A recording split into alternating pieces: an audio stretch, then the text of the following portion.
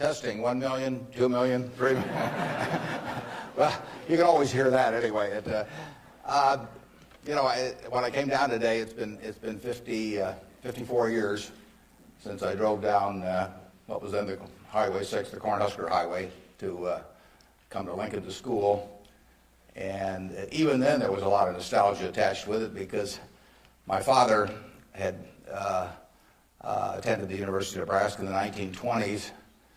He was editor of the Daily Nebraskan, and one day a young woman from West Point, a student, came in to apply for a job as a reporter on the Daily Nebraskan, and my father not only hired her as a reporter, but he married her shortly thereafter. So both my parents attended here.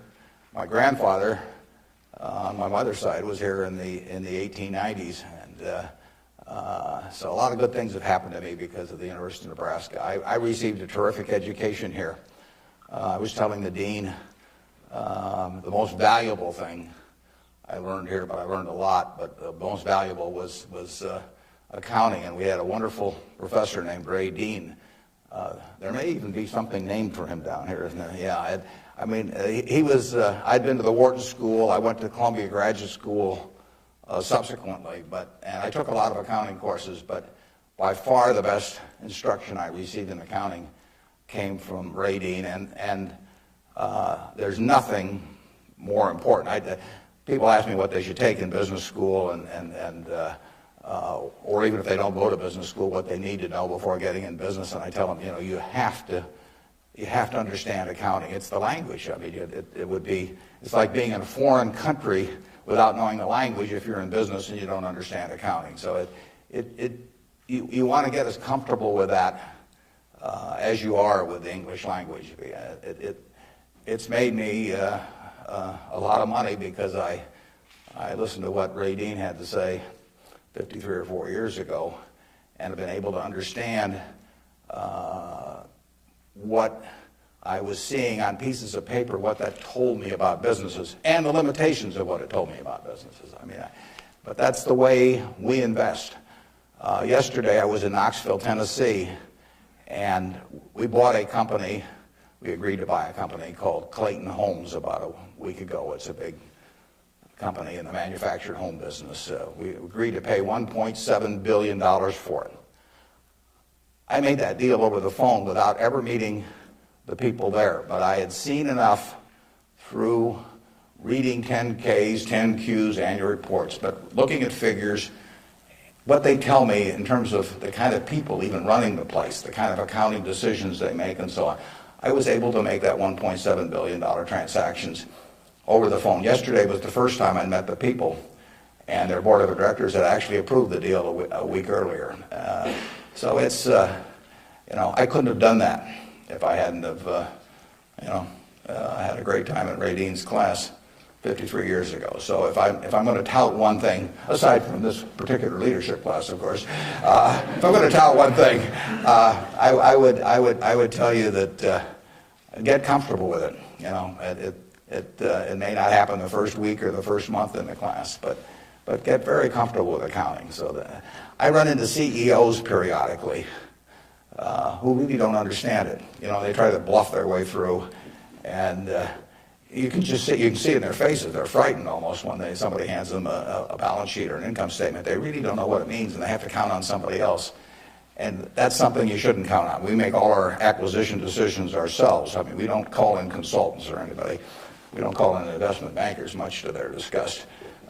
No investment banking fees in the Clayton Homes deal, because it's my responsibility running Berkshire to understand enough about our acquisition decisions to make them based on the numbers that I see and what I see there.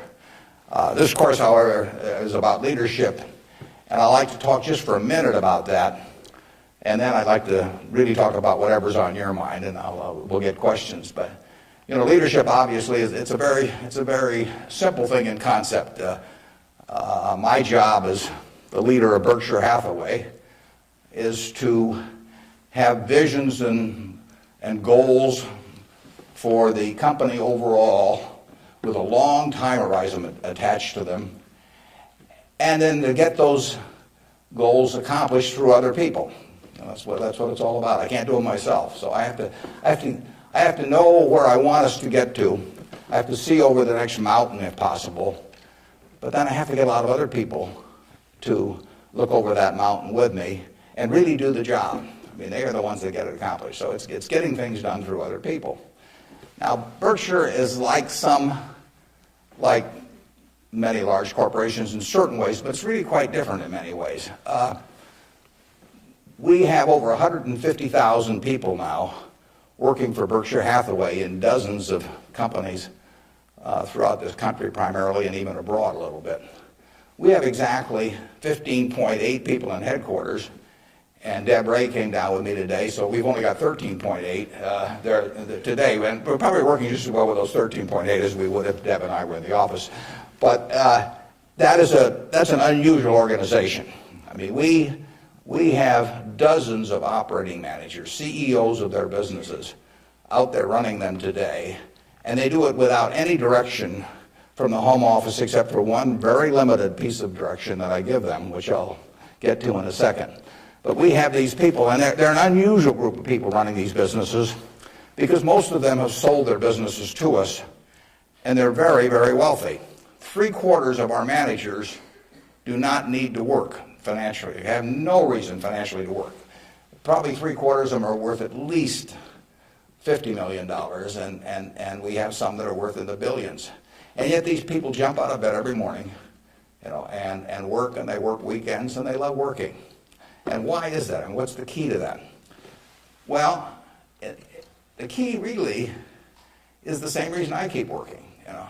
I'm 72. I'm getting Social Security now, so I should be in Florida, pushing shuffleboard around or something of the sort. But I do what I can do, anything in the world I want to do. But what I want to do is run Berkshire Hathaway. Now, why do I want to run it that way? There's a couple things. A, I get to paint my own painting. I go down there every day, and I feel like Michelangelo there, working on the Sistine Chapel or something. Nobody else may think it's a great painting, but I get to paint my own painting. I do not have people second guessing me. I do not have people saying, why don't you use a little more red paint than blue paint? Why don't you paint a seascape instead of a landscape? I get to do my own thing. It's a form of creativity. It's exactly like somebody feels it's a professional golfer or somebody feels it's a painter. They're not doing it for the money, primarily. They're doing it because they like doing something well, and that it happens to be down the route of their talents. And the second thing I like, frankly, is I like applause. I like appreciation. So I like having shareholders who feel good about what I've done. I mean, I have a 96-year-old aunt, and her husband went to the University of Nebraska too, and she is. She has all her money in Berkshire Hathaway, and she counts on me. And she's out in Palm Springs now, and her whole net worth is in Berkshire. And I've got cousins, and I've got everybody in our family has got all their money in Berkshire. And so those people are counting on me, and that's kind of fun to have something where you can actually deliver for other people and change their lives in positive ways. As a matter of fact, we had a couple that nobody had ever heard of up until a few years ago, the Othmers, in New York. They came from Omaha. Don Othmer went to Central High. Mitt Othmer, not sure which high school she went to in Omaha, probably South High. They left $750 million when they died. Nobody ever heard of them. And I think a substantial portion, went right here to the University of Nebraska. It was probably a total surprise to the university when they got, I don't know, you probably got $150 million or so. Yeah.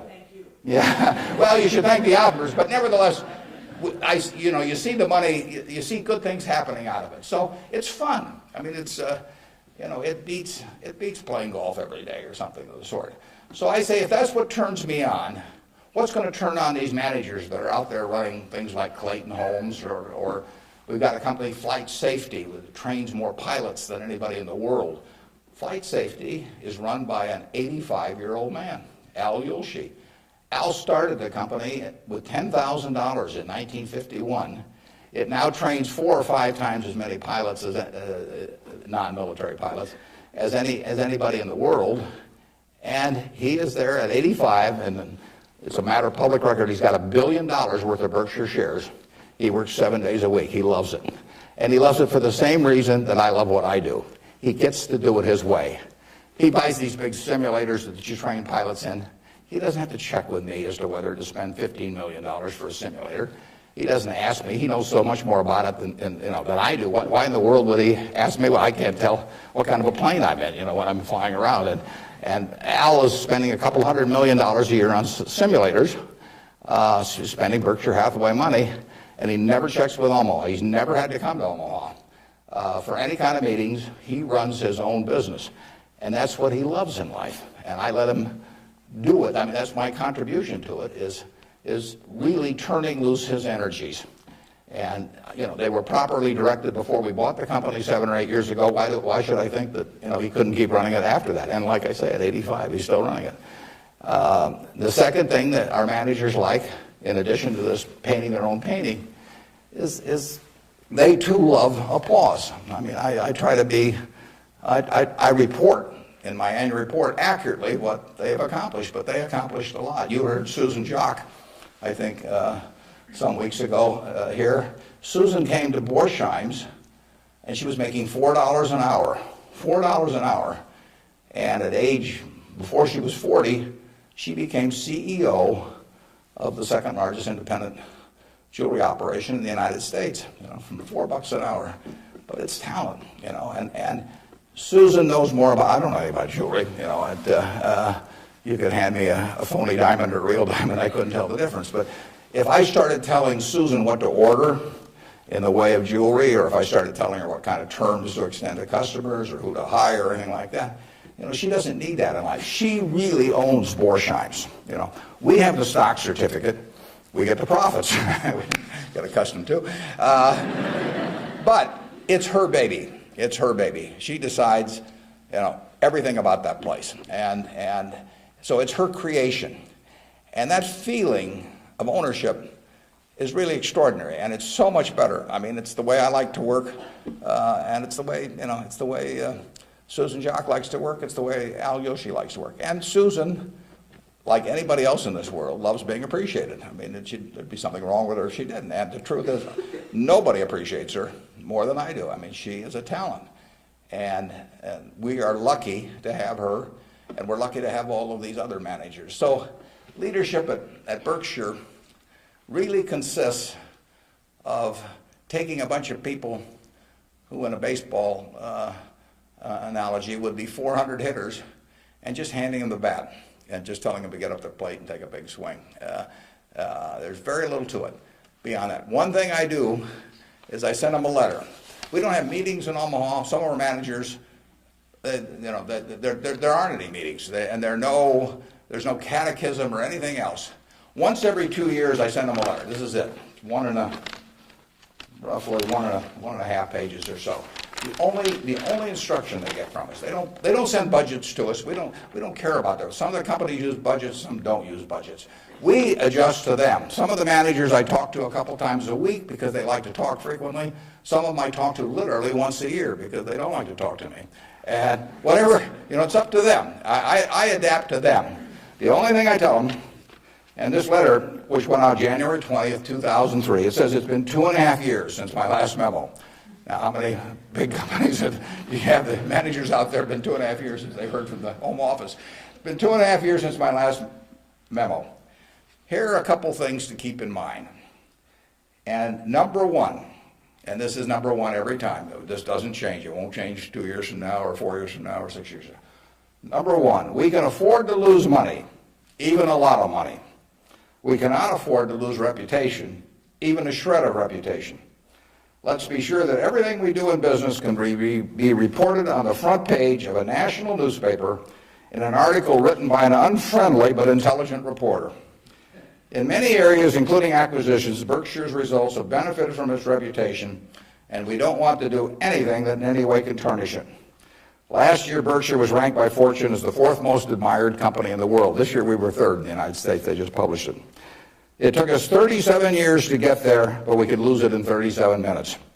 And that's the message. I mean, we can lose money. It does, nicer to make money, but we'll figure out ways to make money. But we can't lose a shred of reputation, because you don't get it back. And you can. I said 37 minutes, but you can lose it a lot faster than that. You can lose it in 5 minutes. And in fact, I was talking to Bruce coming in, and he did some work around Salomon Brothers, and I went back there 11 years ago because this firm, which had the second largest balance sheet in the United States at that time. It was a preeminent firm on Wall Street. John Goodfriend, who ran it, had his picture on the front of Business Week as the king of Wall Street. And in late in April 1991, he made a fateful decision. It was reported to him that an employee down the line had flim-flammed the U.S. Treasury, had broken some rules, tried to play games with him. And John did not report that fact to the Treasury or to the Federal Reserve or to the SEC or to anybody else. He didn't do anything wrong himself, but he got behind the curve. He didn't report it. The president of the company, Tommy Strauss, didn't report it. If you saw that Katie Couric show on Sunday night on the Central Park Jogger, Tom Strauss was on there, but Tom Strauss ended up losing he was president of Salomon Brothers. John was chairman, John Goodfriend. They didn't do anything. They dawdled. And after a few weeks, the same guy that had committed the terrible acts earlier, on May 15th, he did the same thing again at a Treasury auction.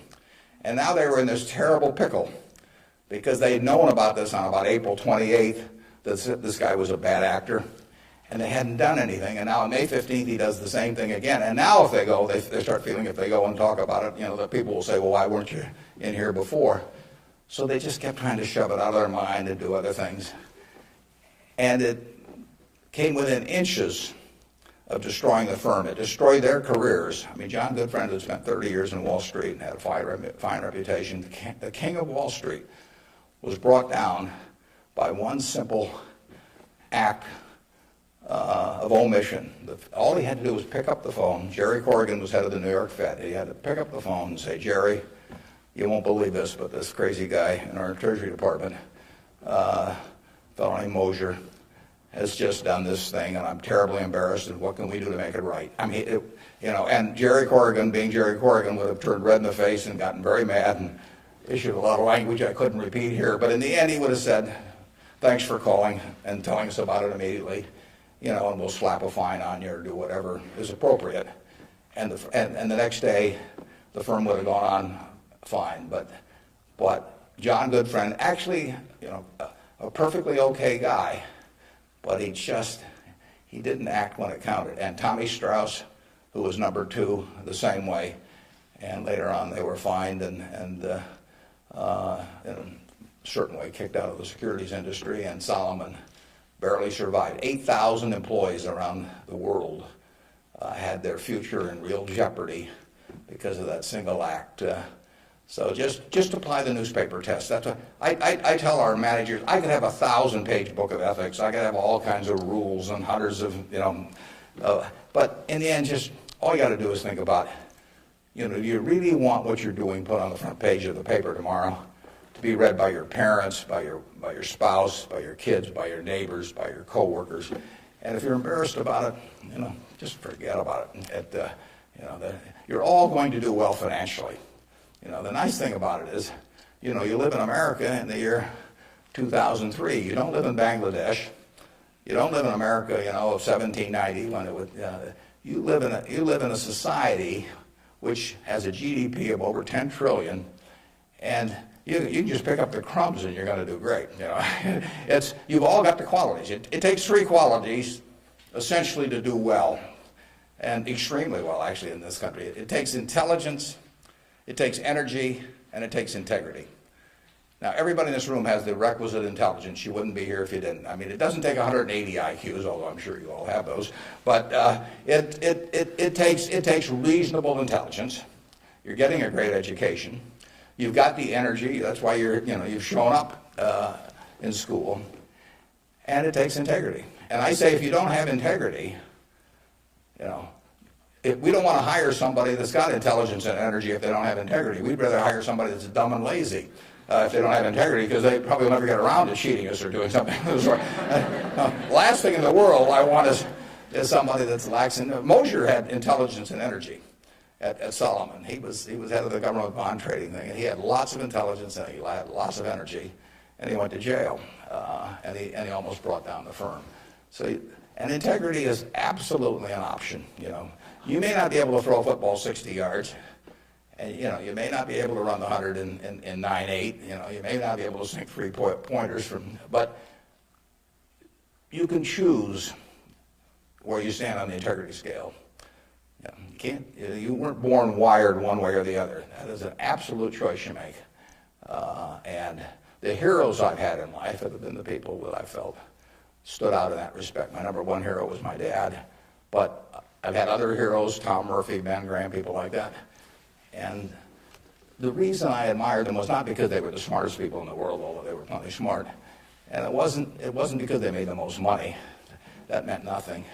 It's really because I felt they were the classiest people that I ever met in my life. I mean, I saw them behave over year after year after year in a way that I could write their story on the front page of any newspaper, and even in an unfriendly tone, and I could not do anything that would embarrass them in the least. They behaved extraordinarily well.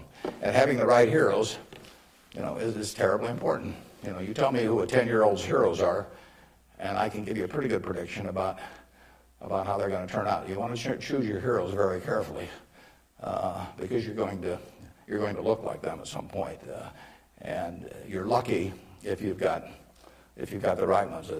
I'll give you an aside, and then we'll get on to your questions. But it's something, you're not parents yet, most of you. But when you're a parent, you are the natural hero of your child. You're this great big thing, or there's two of you great big things, and there's a little tiny child dependent on you. Everything. You are the natural hero, and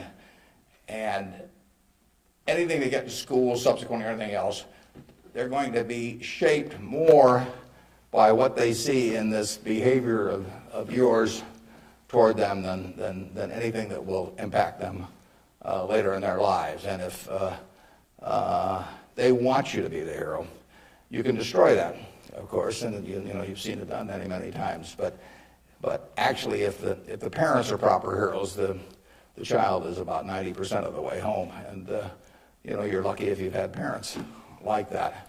And you can be that to your children, or you can be something else. And you're shaping that person. It's nice to learn accounting when you get to Nebraska, but the behavior model that you take on is incredibly important. Let's talk about what's on your mind now. You can ask tough questions. It's more fun for me. And they can be about business, they can be personal, they can be political. You pick it out. And Good morning. When you were rejected from Harvard Business School, is obviously somewhat of a failure in your mind. How do you adapt to your failures in life to make you more successful? Yeah, well, that's a very good question. How do you turn failure into a plus? And it's true. When I was at the University of Nebraska, one day I was reading the Daily Nebraskan, and it said in room 300 or something, at 3 o'clock there will be this panel of three professors here at the university, and they're going to award the Nathan Gold Scholarship. I don't know whether you still have that around. And at the time, it said it would give you $500 to go to the graduate school of your choice. I don't know whether it's changed in amount, but that was it. So I read this, and I went there to this room at 3 o'clock that day, or whatever it was, and I walked in the room, and there were the professors, and I was the only student that showed up. I mean, it really got to them. I mean, they were stuck. They kept waiting and looking at their watch and hoping there'd be more candidates, but no one came in. So I won $500 by default. And those are usually my biggest triumphs when nobody else shows up. And so here I was. I had $500 to go toward it wasn't limited. Any graduate school for a master's degree. So I applied to Harvard. My dad wanted me to. And I shortly heard from Harvard, and they said, go to Chicago and meet this fellow who interviews applicants from the Midwest. So I got on the train, and that's what you did in those days, and I spent about 10 hours on the Burlington going to Chicago. Then I transferred to another little interurban train to go up to this country day school where this fellow was the headmaster, and he was the big interviewer for Harvard. And I got there, and after about 10 minutes, he said, better think about something else. He come back later on. I was 19 at the time, and I looked about 12, and I acted about 8. So it was not a great combination. So he said, forget it. So I took the little interurban train back to Chicago, and I took the 10-hour train back to Omaha. And all the time I'm thinking, what do I tell my parents? It's kind of embarrassing. But it was the luckiest thing that ever happened to me. Because if I'd gone to Harvard, I would have gone to a 2-year business school. I instead applied to Columbia, where I could graduate in 1 year and get a master's degree. Luckily, that by the accident of it and being in the Nebraska National Guard, which did not get called up for the Korean War, I missed going in the Korean War. I got to meet Ben Graham, which had an enormous effect on me subsequently. And I probably got my wife that way because she was going to Northwestern. And I was able to put on sort of a full court press because I got out in 1 year.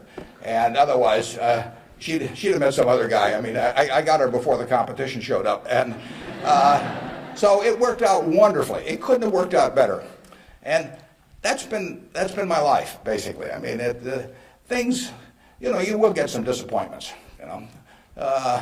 but the future is what counts. It'd be fun if I knew every decision I was going to make was going to be perfect. It would not be as much fun. It'd be like playing golf and knowing you're going to hit a hole-in-one on every hole. You wouldn't play golf if every time you got on a tee, you just took a swing and the ball ended up in the hole. It'd be fun for a few days. You get on TV, but the game would not be any fun. So it's failure, and I wouldn't even consider them failures, but they're mistakes or whatever you want to call them. They're part of the game, and in the end, you go on, and we've made plenty of mistakes in business. We'll make plenty more, and the Babe Ruth, and for a long time, it subsequently got eclipsed by a few fellows, but he held the record for strikeouts. He also held the record for home runs and was the highest paid baseball player until the modern era came along. So it's part of the game. If you take big swings, you're going to miss sometimes. But the Harvard thing, you'll get a kick out of this. They invited me back to the 25th anniversary of this class to talk to them, and I went back. It was kind of embarrassing because this was the 25th reunion, and the class was talking about the next 25 years to these alumni that were back after 25 years. And my job was to talk about the next your financial future in the next 25 years. This was in, whenever it was, in the mid-70s. And right before me on the program, Masters and Johnson were talking about the next 25 years of their sex lives. So nobody stayed around for my talk. But that night at the alumni meeting, the fellow who was president of the class stood up and said, we're big enough to admit when we make mistakes around here, and we turn this guy down and throw him back in the water. And so now we'd like to make him an honorary member of the class. So they did it, and they voted, and everybody voted for it. And I stood up and I said, I recited the story that I told you. And I told him, I said, at the time I was kind of philosophical about this. I was young, and maybe my grades weren't that good or something. And so I took the rejection kind of well. But I said, now that I've met the people that got into class, I'm really sore.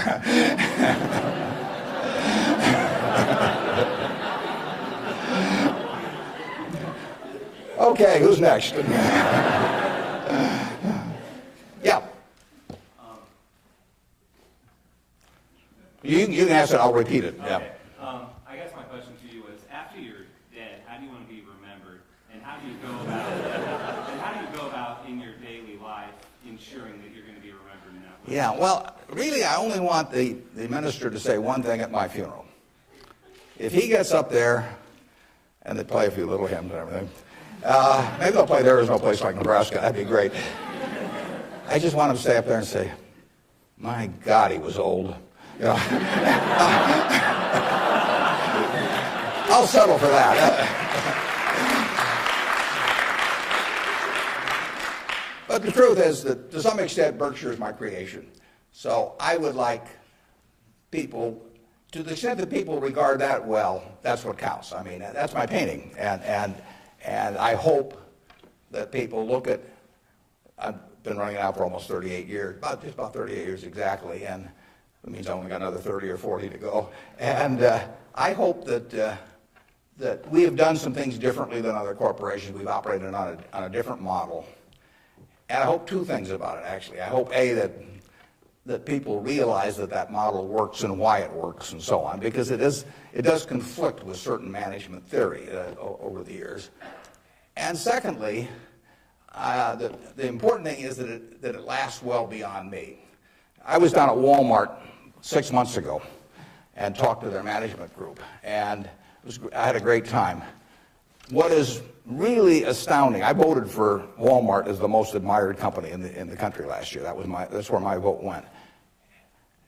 It was astounding what Sam Walton built, starting in Bentonville, Arkansas with a pickup truck, taking on JCPenney and Kmart and Sears and all of these people with no money, no real estate, no preference with vendors, no credit card lists, anything. He just took them on, and of course he just ran away from them. But the really impressive thing about Walmart is that Sam died about 11 years ago, and there's been no momentum lost. I mean, what he instilled in that company, nobody else could have built it like Sam, but David Glass first and Lee Scott now as the CEO, they have kept that company with its special culture going at full steam ever since. And that's really what I hope happens with Berkshire, and I've tried to think about ways to make that happen. But the real test will be if 10 or 20 years after I die, that the special culture that I think is part of Berkshire is not only just as strong as ever, but even stronger. We have a situation at Berkshire where in 38 years, we got all kinds of CEOs out there running all kinds of businesses, 3 or 4 of them in Omaha. We have never had one CEO ever leave us, period, to go someplace else. I mean, I don't know that there's any place like that in the country. So it's been and we've never issued a stock option. You read in the papers that you got to have stock options to attract quality people, all that sort of thing. I mean, we've never had a share of them, and in the end, I don't know how many dozens of managers we're talking about, but no one has ever left for another job, and some have been offered way more money. In fact, Ajit Jain, who runs our reinsurance operation, probably could have increased his income 10 times, tenfold. Now, he's already making many millions, but tenfold. But he doesn't want to leave. And that is the culture that I hope we can maintain, and that's what I'd really like to be. If I've done anything to contribute to that, continuing after I die, that would be terrific. Of course, I actually plan to keep managing Berkshire after I die. You have to understand that. I have given all the managers Ouija boards.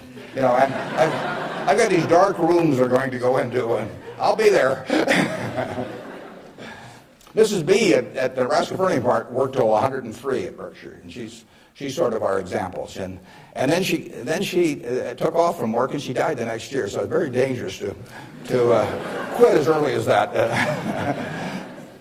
Yeah.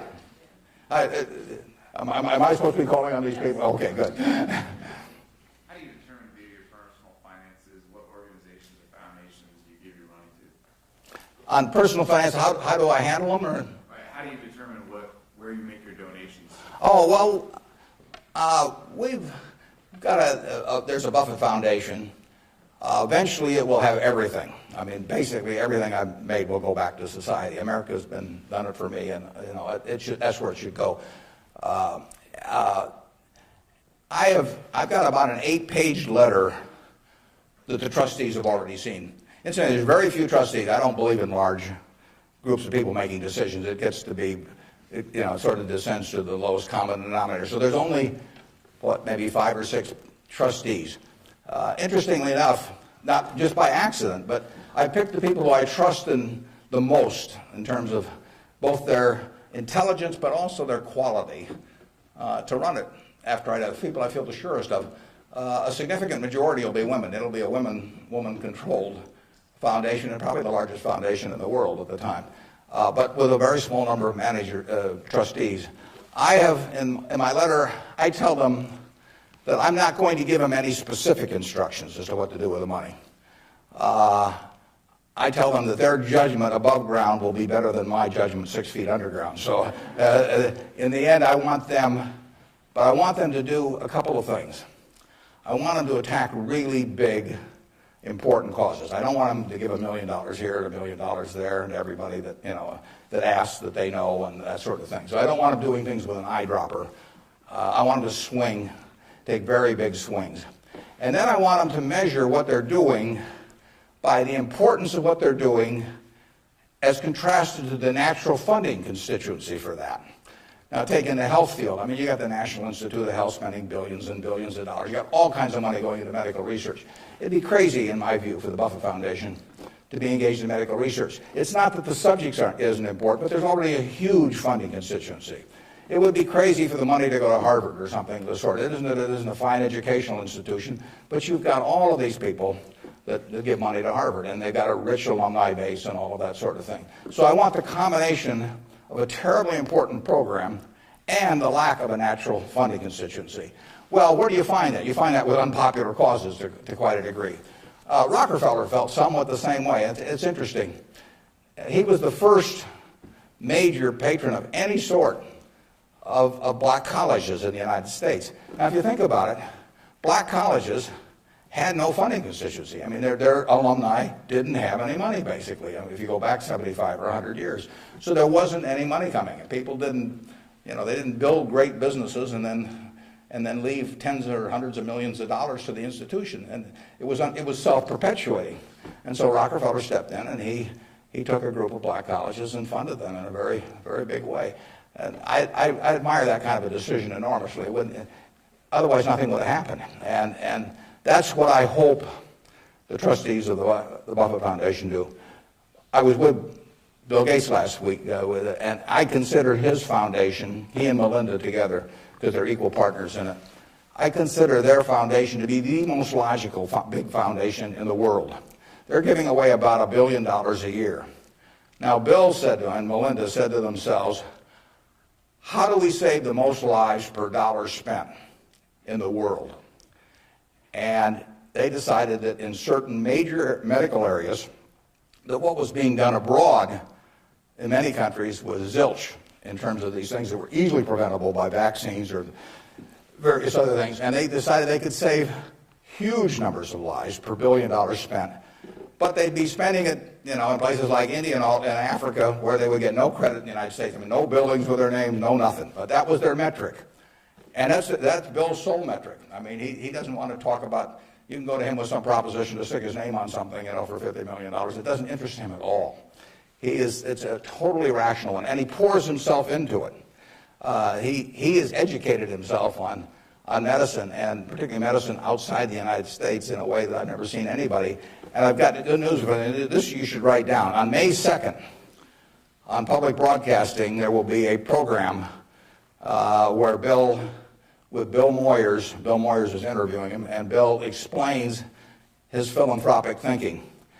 And I went there. It was taped at Columbia University, and in fact, you may even see me in the audience sitting next to Melinda. But it's going to be a great program. They took about 1 hour and 20 minutes, and it's going to get edited down to 56 or 58 minutes. But you will hear as cogent an argument for rational philanthropy on that program as you'll ever hear in your life. So it's interesting. That program came about because about 2 years ago, I asked Bill a question at a group I get together, something akin to what you asked him. I asked him to talk about the evolution of his philanthropic thinking. And there were a group of about 60 of us there, and he talked to us, and I mean, it was a fabulous talk, and I said, you know, you got to get that out in the public domain somehow. So this thing with Bill Moyers does that. If I die tonight, all my Berkshire shares, which are 99% of my net worth plus, go to my wife. She dies first, hers go to me, and then it all goes to the Buffett Foundation, and it will then be active on a very big scale, and those are the guidelines, and who knows what those problems will be. I mean, it might well have been civil rights in the early 60s. I mean, the civil rights organizations, you know, were not being funded by anybody, and I mean, money wasn't the big problem, but it was a problem in the civil rights arena, and there was no natural funding constituency for that. It was a very important issue, but it was an unpopular issue in many respects, and it seems to me that's where the money should go, particularly if you have it on a big scale where you can really do something. Depends when I die, but you know, 10 or 15 years from now, the foundation could really, I mean, it could have a lot of money, and so they could do some things that nobody else could attempt. And it won't be what people want them to do. You know, that's the nature of it. If it was what people wanted to do, it would already be being done. The interesting thing, the contrast between business and philanthropy is interesting.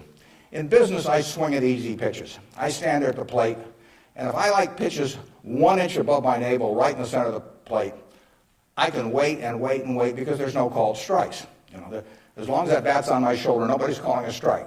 If the pitcher throws me General Motors at 36, IBM at 82, Microsoft at 25, and I don't swing, it's not a strike. It's not a hit either, but it's not a strike. Only when I swing is it a strike. So I wait for easy pitches. I wait for things I understand are exactly in my sweet spot. Philanthropy is just the opposite. You're looking at the toughest problems the world faces, and they're intractable to some extent. I mean, these are tough problems. And they have resisted the utilization of money over the years, and that's what makes them tough problems. I mean, the problems you can solve with money are the easy ones. It's the problems you can't solve with money. So they are very tough problems. One thing I've gotten involved in just a little bit recently is something that Sam Nunn is heading, the former senator, called the Nuclear Threat Initiative. And essentially, Sam Nunn, who is as well informed as anybody in the world on the subject and articulate and everything, is working on the problem of the nuclear materials and or nuclear talent that exists around the world that might become available to terrorists or to governments to impose on the rest of the society. And there are vast amounts of uranium and lesser amounts of plutonium, and there's a lot of unemployed Russian scientists and so on. So this is something that Ted Turner actually set up a couple of years ago and got Sam to handle. And because AOL Time Warner stock, which was being used to fund it from Ted, has gone down a lot in price, they run short of money. So that's something I'm involved in. It doesn't, it's not something that has any popular appeal. You can't send out something and get hundreds of thousands of people to respond.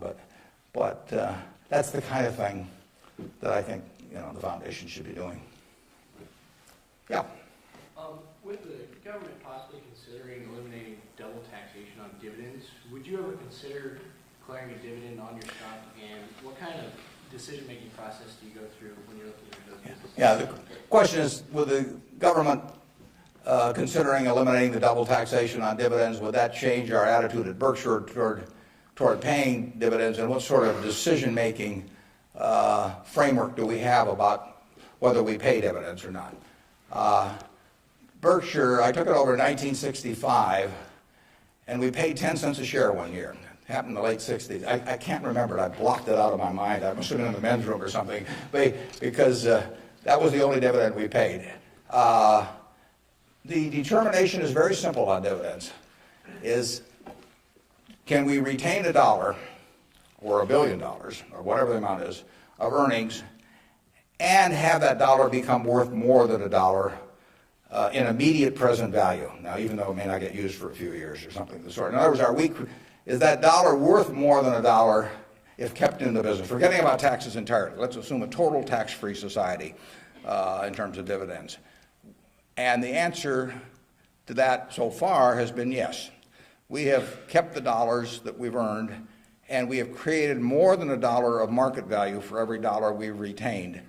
And as long as we can do that, it's silly to pay out $1, even if it's not taxed, and put it in my pocket, where it's still only worth $1 if I can create more than $1 worth of value in the stock. So we have done that now for a lot of years. Doesn't mean we can do it forever, but we've done it for a lot of years, and that is the test. And you will find in the back of the Berkshire Hathaway annual report, which we'll be glad to send to any of you. It's on the internet also. But you'll find in the back of the Berkshire report something that isn't in any other report that I know of. It's something called the Economic Principles of Berkshire Hathaway. That's been in the report every year now for at least 20 years. And those principles don't change. That's why they're principles, you know, and it's why I'm willing to lay them out. I mean, if I act in conflict with those principles, I expect the owners to, you know, to call me on it. But I look at the investors in Berkshire as my partner. Now, I'm the managing partner. They can't, because I own so much stock, they can't do much about me. So they ought to know what the game is if they join us. And that doesn't mean everybody wants to join us, but they ought to know what the rules are. Just as if you and I were starting a partnership and I was going to run it, you'd want to know, you know, how we were going to conduct business and what my thoughts were and what my time horizon was. Would we ever sell? Would I make distributions? All that kind of thing. So those principles cover this point you raised. I don't forget what's the third or fourth one or something like that. But it's explained there, and I want people to I want our owners to understand it. I mean, I look at every owner when I write my annual letter to shareholders, which takes me an ungodly amount of time. I mean, it's miserable. But nevertheless, it's important because it is the one time a year I'm talking to my partners. And when I started out, I actually mentally put Dear Doris and Bertie, because those are my sisters. And they have all their money in Berkshire.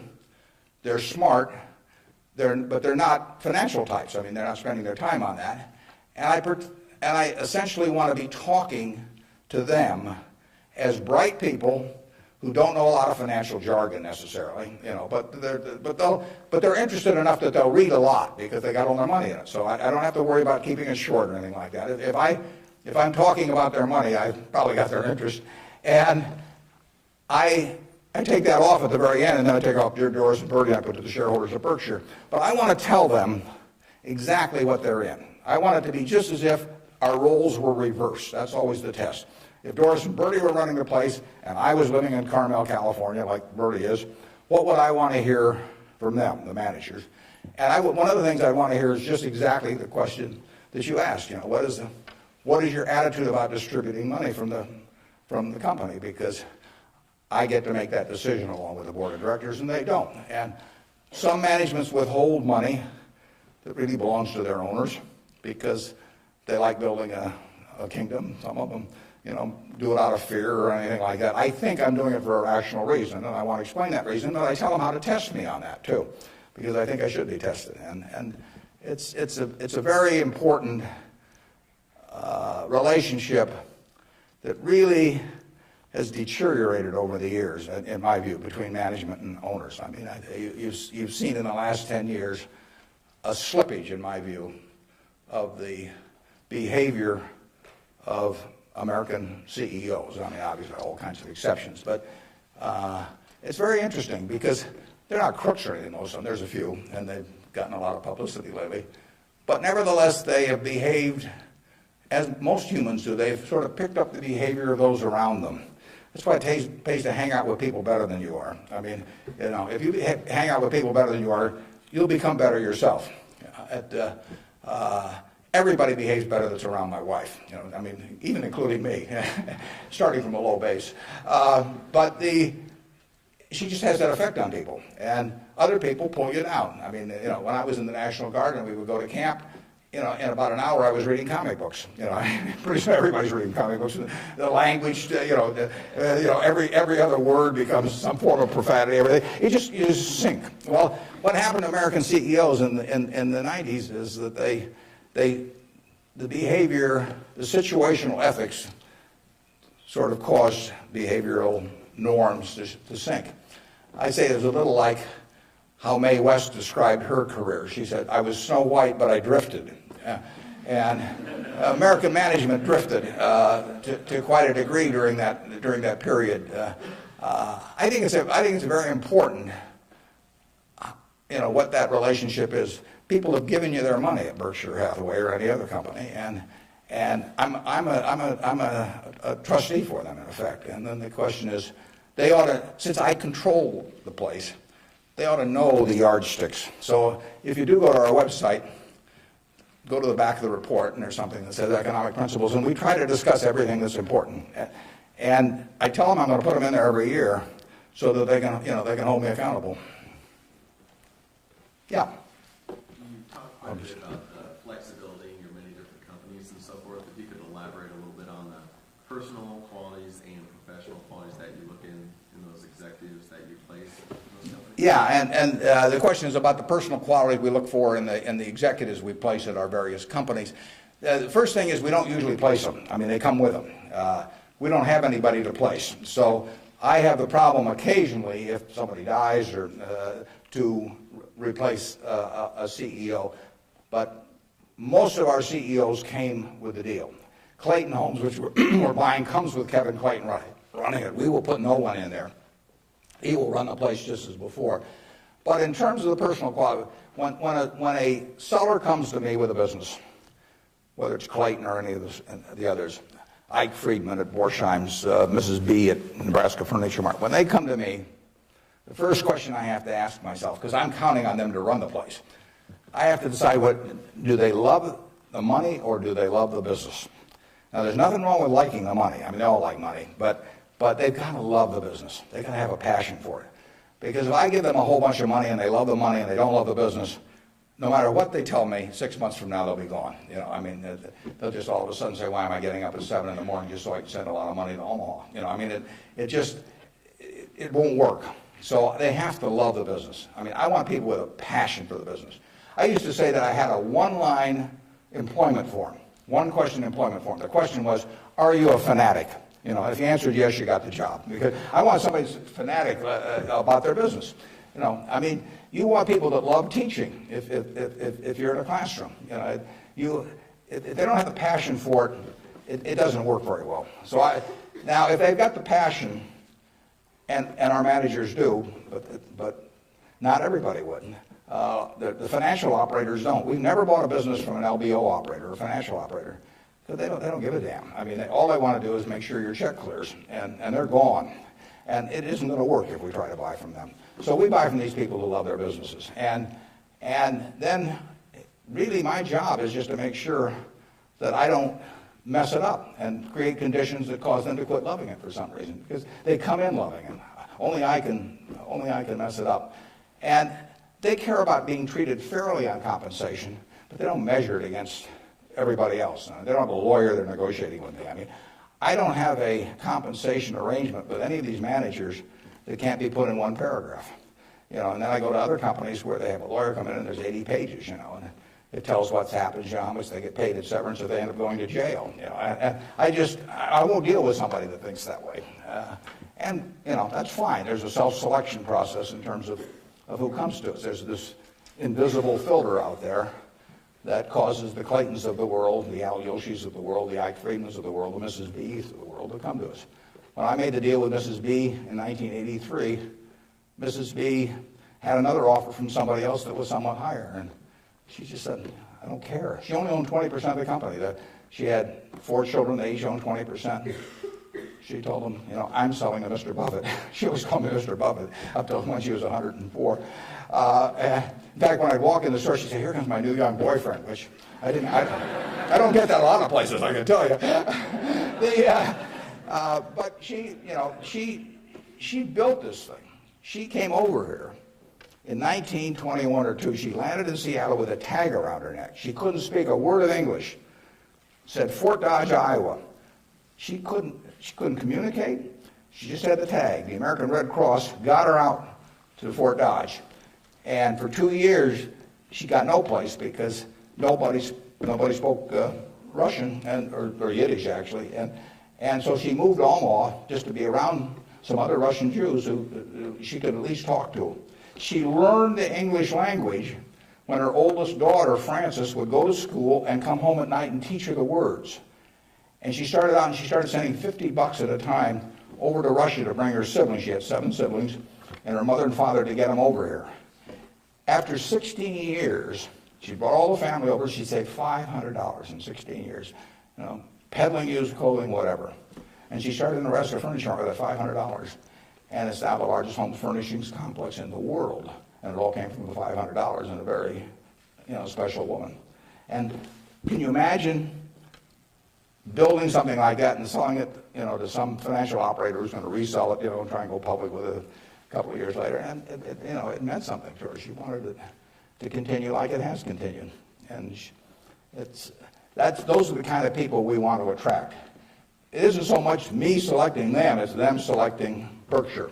I mean, that's the key. And frankly, we've gotten to that position in this country where the people that do care about their businesses, good-sized businesses, there's no second choice besides Berkshire. We get them.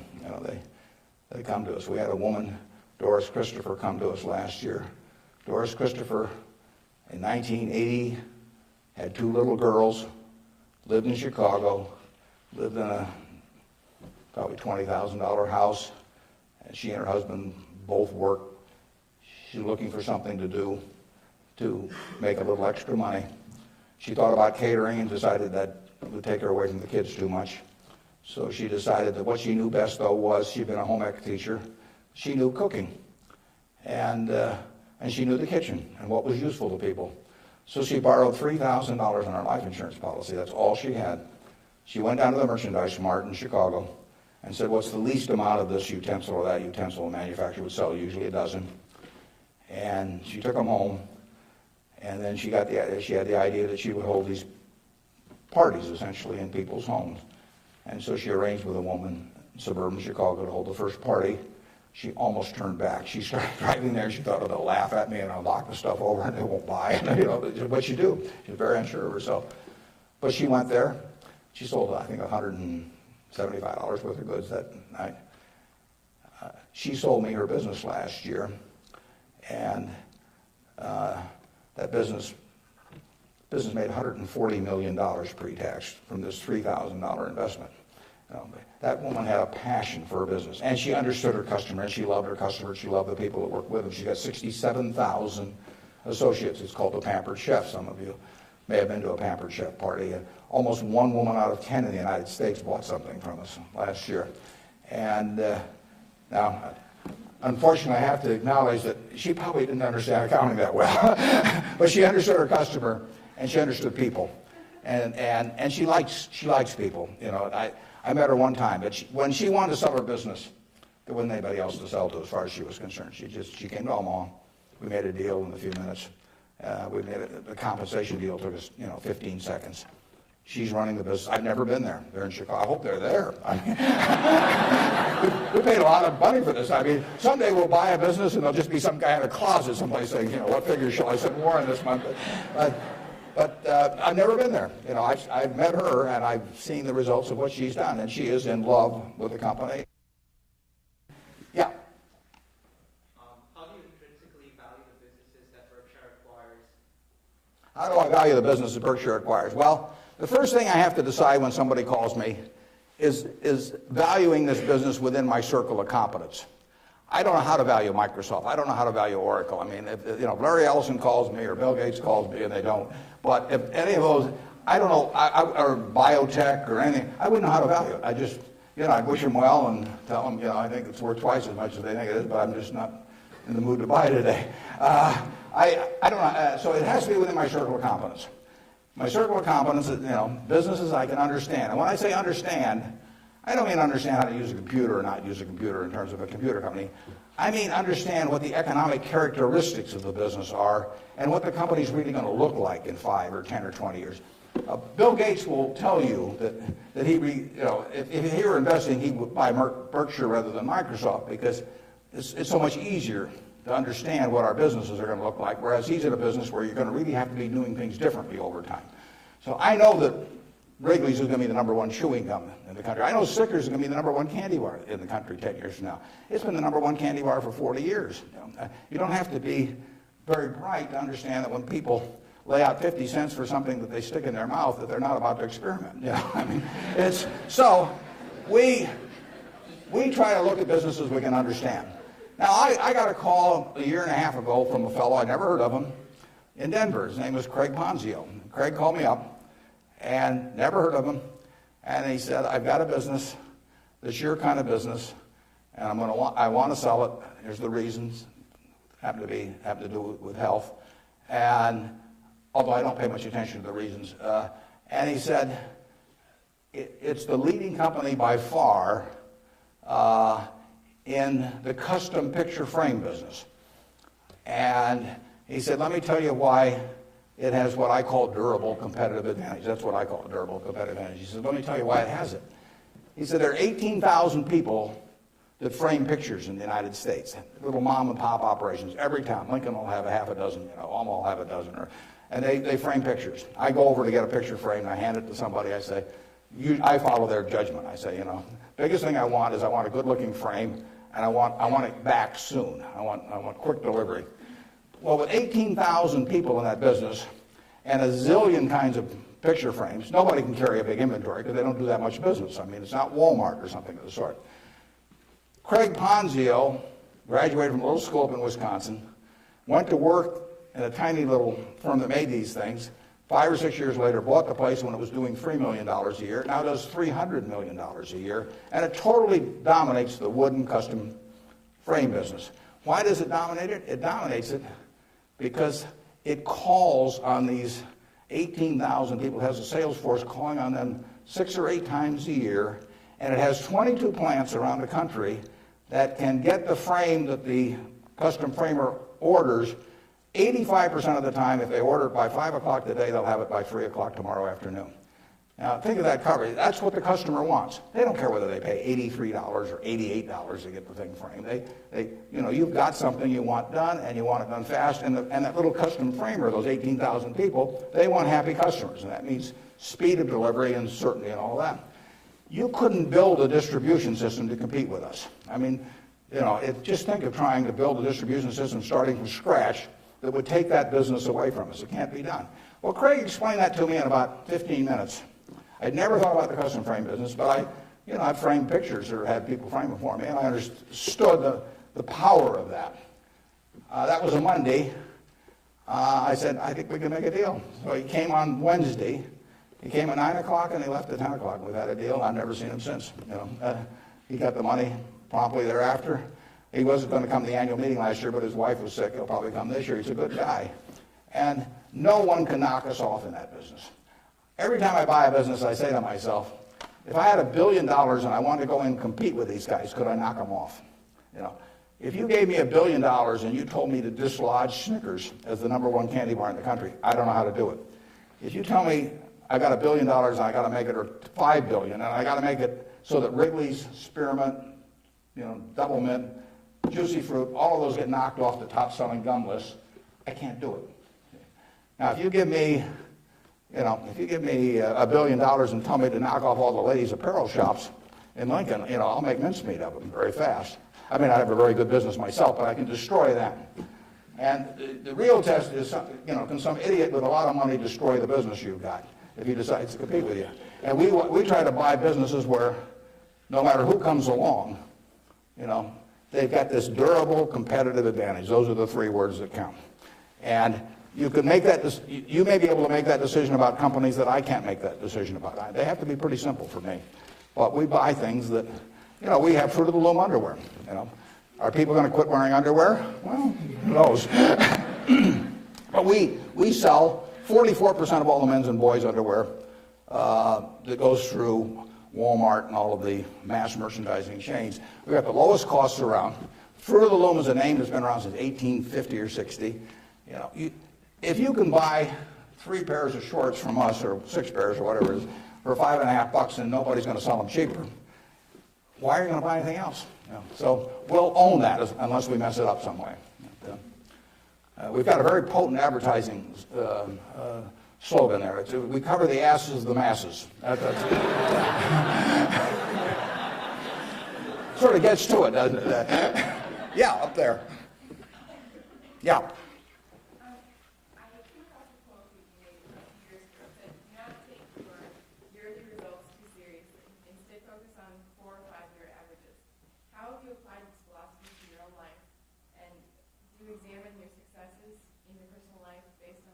Could you repeat that just a little louder? I think I got most of it, but try me again.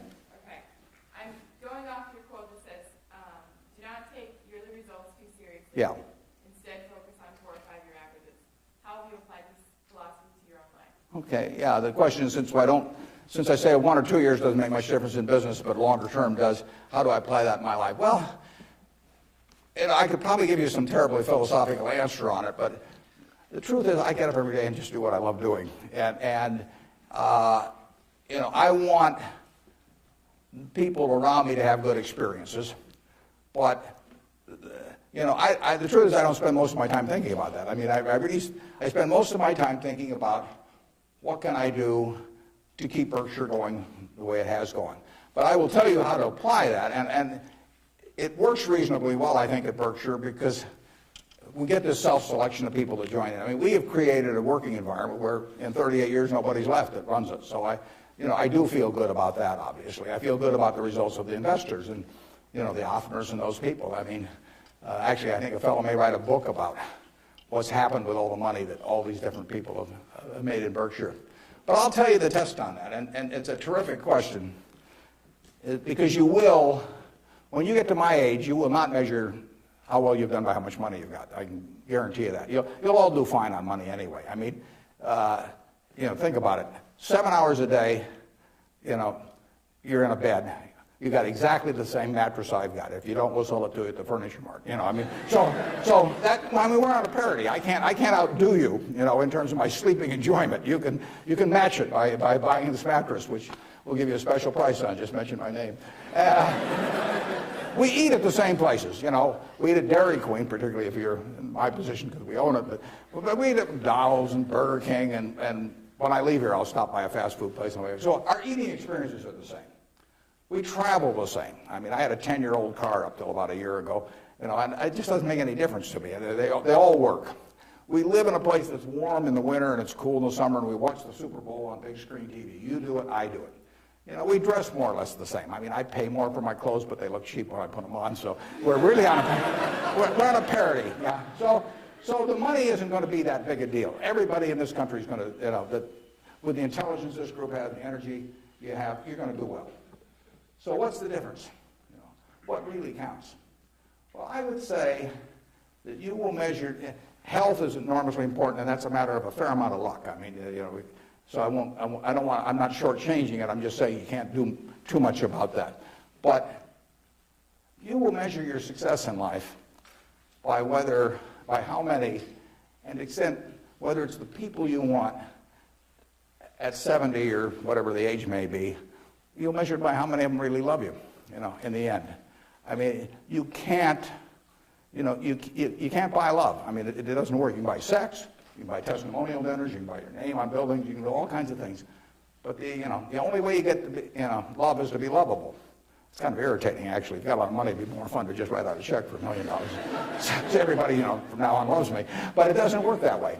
And in fact, the only way is to be lovable. And I've got this friend who came out of Auschwitz and had at least one member of the family die there.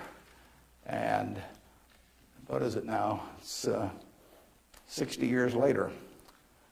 She still, when she looks at people, it's a Polish Jew, when she looks at people, the question she asks herself in determining who she really trusts as friends, the one question in her mind is, would they hide me? Now, when you get to be 70, if you've got a lot of people that would hide you, you've had a successful life. I know people who have a tremendous amount of money, no one would hide. Their own kids wouldn't hide them. I mean, they really wouldn't. I mean, their business associates wouldn't, or anybody else. If it really came down to it, they don't have anybody's respect. They've got their attention maybe with money or something of the sort, but nobody loves them. And My friend Tom Murphy at Cap Cities TV, I mean, dozens of people would hide Murph, you know. All kinds of people would hide my wife, you know. Ben Graham, a lot of people would hide. My dad would have had a number. And then, like I say, that I can tell you people that, you know, everybody may pay homage to them, and the kids may put up with them and hope they don't change their will or something, but the truth is that nobody would hide them. And if you've got a lot of people that would hide you when you get to be 70, you will have a very successful life. Okay, right in front. Throughout your life, what are some of your personal and career goals that you've set for yourself, and which ones have you accomplished and which ones are you still going after? Yeah, just in terms of personal goals or just goals that you've set for your life that you've accomplished. Yeah, well, I would, you know, the truth is the main goal I've had has been at Berkshire. I mean, you know, it might be more admirable to say that I was feeding the poor or something someplace in India, but it isn't true. I mean, it's been the focus of my life most of the time. The money will be, I think, used for very good purposes later on. I don't use any real amount of it myself. But actually somebody else was going to do most of that, and I picked good people to do it. But, you know, I've got 3 kids of which I'm enormously proud, and they like each other. They get, you know, they do things together. They work, you know, the family unit works extremely well. But my wife gets 99.9% of the credit for that. I mean, if you didn't turn out well under her, there's something really wrong with you. It's, you know, it's a life that's a lot of fun, but I do what I enjoy doing. You know, I play lots of bridge on the internet because I like to do that more than anything else. I used to do way more reading. I do a lot of reading, but I used to just read all the time. Now I spend 12 hours a week on the internet playing bridge, and you know, it's great. I will talk to the Microsoft Summit here in about a month, and I tell this group, and there's all these high-powered internet types, and I tell them, look, you know, you guys are all failures because here I am, got all kinds of money, you know. I've been fooling around with the internet now for 10 or 12 years. I spend 12 or 14 hours a week on it, mostly bridge, but I do, you know, the Google searches, and if I'm writing a talk, I look up all kinds of information on it. You know, I read the New York Times, the Wall Street Journal, 10 o'clock the night before, and all these things. And you guys are getting exactly $120 a year out of me. You know? I mean, that is a failure. They have not figured out how to get any money out of me. And I gave this talk last year, and this year I'm going to go back there and say, you've made no progress at all. You know, it's $120 last year, it's $120 this year, and in between I've had 600 hours of enjoyment and learned all kinds of things. So I do enjoy, you know, that. I enjoy that more than anyone. Now, when I was young, I thought I had a lot of money. I'd own a professional sports team, and I play golf all the time. Maybe have my own private golf course, and all kinds of things. Just doesn't mean anything to me, you know. I have something where 365 days a year, everything is good. I work around terrific people. One of them is here today that came with me, that drove me down. And I mean, I get to select the people I work with. That's a huge, huge luxury. I mean, literally. Just think of if you had to work for a boss you couldn't stand, you know, or work around people that cause your stomach to churn. It'd be miserable. So the ultimate luxury really is doing something every day that you love doing with people that you love doing it with. And I've got that, you know, by accident to some extent. I say if you take on a job just to make a lot of money and it causes your stomach to churn, you know, and you go home at night and kick the dog and all that sort of thing, you know, that's a little bit like marrying for money. You know, it's probably a bad idea under any circumstances, but if you're already rich, it's crazy, right? I mean, if I marry for money, I mean, I would have my head examined, and what's it going to do? You know, and so it is, and we're lucky in this country. I mean, we won what I call the ovarian lottery when we were born in this country. You know, it was 4 times or likely you would have been born in China, just about as likely you'd have been born in Bangladesh. You know, you're born in the greatest society in the world, so make the most of it and have a good time. Let's see, who's had, okay, up there. You 2 guys are next to each other, you can fight it out. What has, whether it be professionally or personally, kept you and your business in Omaha or in the state of Nebraska? Well, that's a good question. Why do I stay in Omaha? Well, I love it. And, you know, My grandfather went to Central High, my dad went there, my wife went there, my kids went there, and now my grandchildren are there. My grandchildren say they have the same teacher that my grandfather had. But there's continuity, there's friends, there's all kinds of things. I mean, there's no disadvantage to being in Omaha.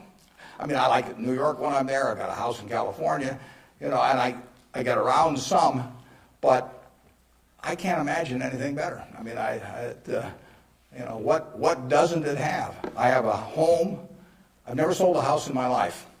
I have a home I moved into in 1958, so I've been there, 45 years or so. I'm 5 minutes from the office. I moved into the office in 1962. I've been in there 41 years. We've just gotten so we take a whole floor. It's taken us 41 years to where we can use a whole floor. Kind of discouraging.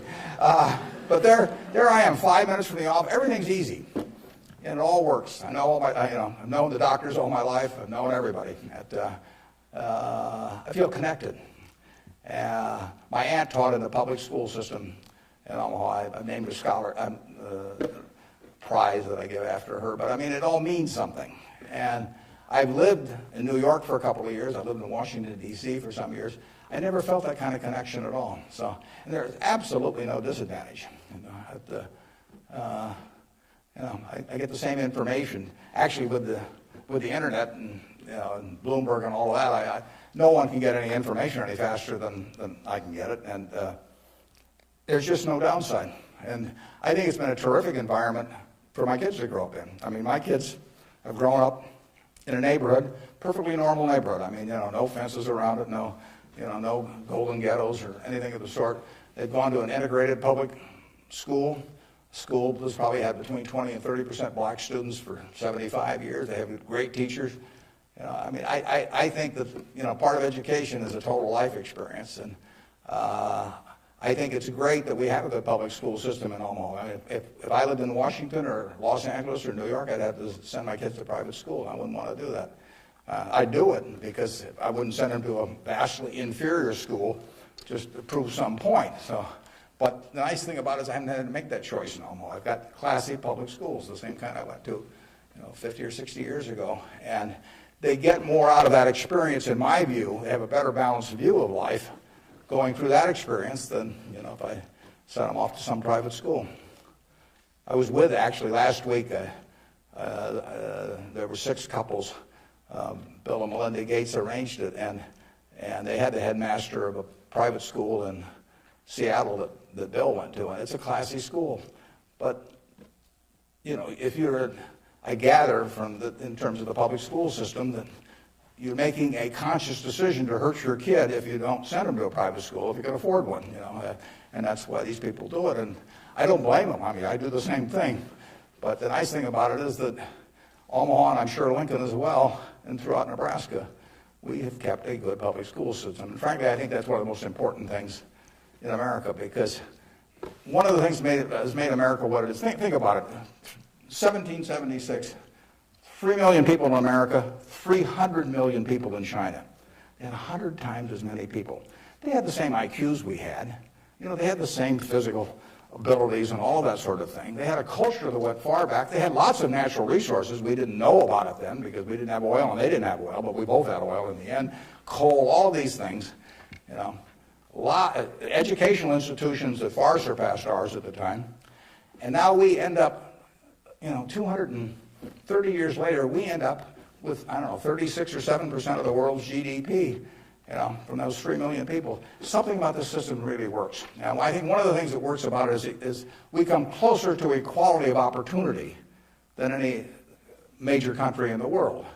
But one of the keys to having equal opportunity is a good public school system. If you have one public school system for the rich and one for the poor, you do not have equality of opportunity. It's really one of the top things on my list. And when I got asked about, what you can do with money, I think that anything that creates equality of opportunity, right from the word go, I'm talking about from when you're 5 years old, and actually my daughter's working on something that goes back before that, but anything that creates equality of opportunity is what's going to keep, America the kind of America that we have now. It's vital, and there's nothing more important than that than having a first-class public school system. And unfortunately, the communities where they've lost it don't get it back. I say that an outstanding